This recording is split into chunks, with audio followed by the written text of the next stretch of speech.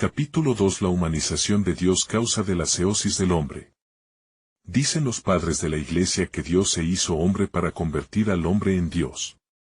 El hombre por sí solo no podría conseguir la ceosis si Dios no hubiera tomado cuerpo humano. En los tiempos que precedieron a la venida de Cristo aparecieron muchos hombres sabios y virtuosos. Por ejemplo, los antiguos helenos habían llegado a un nivel muy elevado de filosofía sobre el bien, la bondad y sobre Dios. Su filosofía contenía semillas, gérmenes de verdad, el llamado logos espermático, principio, raíz, palabra primordial. Además, eran hombres muy religiosos, no eran en absoluto ateos, como algunos contemporáneos intentan presentarlos al no conocer bien las cosas.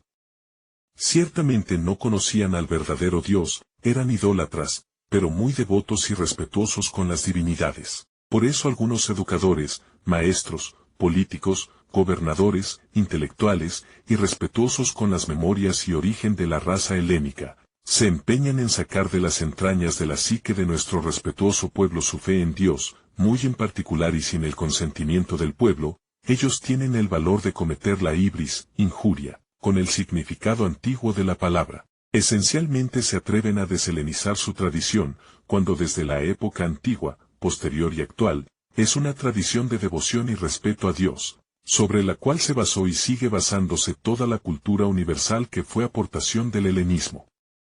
En la filosofía de los antiguos helenos se descubre una nostalgia del Dios desconocido, porque querían tener experiencia de Dios. Eran devotos, creyentes, pero no tenían el correcto e íntegro conocimiento de Dios, faltaba la comunión con Dios. No era posible la ceosis.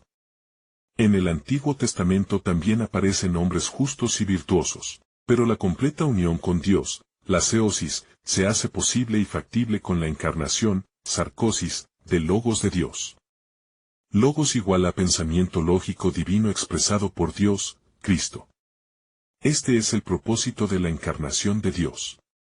Si la finalidad de la vida del hombre hubiera sido solamente la mejora ética o moral, no sería necesaria la venida de Cristo al mundo ni toda esta historia de la divina economía de la encarnación de Dios, su crucifixión, su muerte, la resurrección del Señor, todo en cuanto creemos los cristianos que se hizo a través de Cristo, porque también los profetas, los hombres justos, los filósofos y los maestros podían enseñar a la raza humana para que se hicieran mejores moralmente. Sabemos cómo Adán y Eva fueron engañados por el diablo y quisieron hacerse dioses, pero sin la colaboración de Dios, sin humildad, sin amor, sin obediencia, sino basándose en su propia voluntad y fuerza egoísta y autónoma. Es decir, que la esencia de la caída es el egoísmo. Así, adoptando el egoísmo y la autosuficiencia se separaron de Dios y en vez de conseguir la deificación, lograron justo lo contrario, la muerte espiritual. Tal como dicen los padres de la Iglesia, Dios es vida.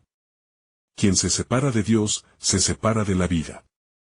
Por eso la muerte física y espiritual fue el resultado de la desobediencia original de los primeros hombres creados, Adán y Eva. Todos conocemos las consecuencias de la caída. La separación de Dios arrojó al hombre a la vida materialista, animal o carnal y demoníaca. La brillante creación de Dios cayó enferma de gravedad, casi muerta. Lo de a imagen se oscureció. El hombre después de la caída, no tiene los fundamentos y premisas que tenía antes de errar para avanzar hacia la ceosis. En esta situación, de grave enfermedad, cercana a la muerte, ya no puede reorientarse hacia Dios. Se necesita una nueva raíz en la humanidad. Se necesita un hombre nuevo que sea sano y que pueda orientar otra vez la libertad humana hacia Dios. Esta nueva raíz, el hombre nuevo es el Seantropos, Dios hombre, es Jesucristo, el Hijo, el Logos de Dios, que se encarna para constituir la nueva raíz, el nuevo comienzo, el nuevo alimento de la humanidad.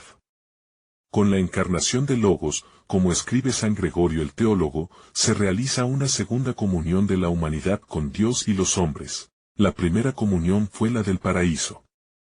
Esta se malogró. El hombre se separó de Dios.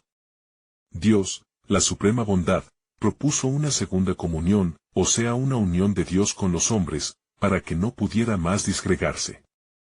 Porque esta segunda alianza de Dios con los hombres se hace en el prosopon, la persona y rostro de Cristo. Se antropos Cristo, el Hijo y Logos de Dios, y del Padre, tiene dos naturalezas perfectas, la divina y la humana. Estas dos naturalezas se unen, inmutablemente, inconfundiblemente, indivisiblemente, inseparablemente en la persona de Cristo, según el ilustre canon del Santo Sínodo Ecuménico de Calcedonia que, en sinopsis, constituye la armadura teológica de la Iglesia Ortodoxa contra todo tipo de sectas cristológicas de todos los tiempos. Así pues, tenemos un Cristo, con dos naturalezas, la divina y la humana. Ahora, la naturaleza humana y la naturaleza divina, por la unión hipostática, base fundamental, esencial, de ambas naturalezas en el prosopon rostro y persona de Cristo, quedan definitivamente unidas para siempre. Porque Cristo es eternamente Dios hombre. Como seantropos Dios hombre ascendió a los cielos. Como tal se sienta a la derecha del Padre. Como tal vendrá a juzgar el mundo en su segunda venida. De esta manera la naturaleza humana está entronizada en el seno de la Santa Trinidad. Nada puede separar ya la naturaleza humana de Dios. Por eso ahora con la encarnación del Señor, por mucho que los hombres fallemos, erremos y pequemos, por mucho que nos apartemos de Dios, si queremos, mediante el arrepentimiento podemos unirnos de nuevo con Dios, podemos lograrlo. Podemos unirnos con Él, hacernos dioses por medio de la Jariz, gracia, energía increada. Notas del capítulo 2, se intercambia seosis por teosis. Logos espermático, semillas, gérmenes de verdad que sembró Dios en todos los hombres, en cambio toda la verdad la dio con el Cristo. Ibris, para los antiguos griegos era, injuria contra la voluntad divina y el orden natural. Fin del capítulo 2.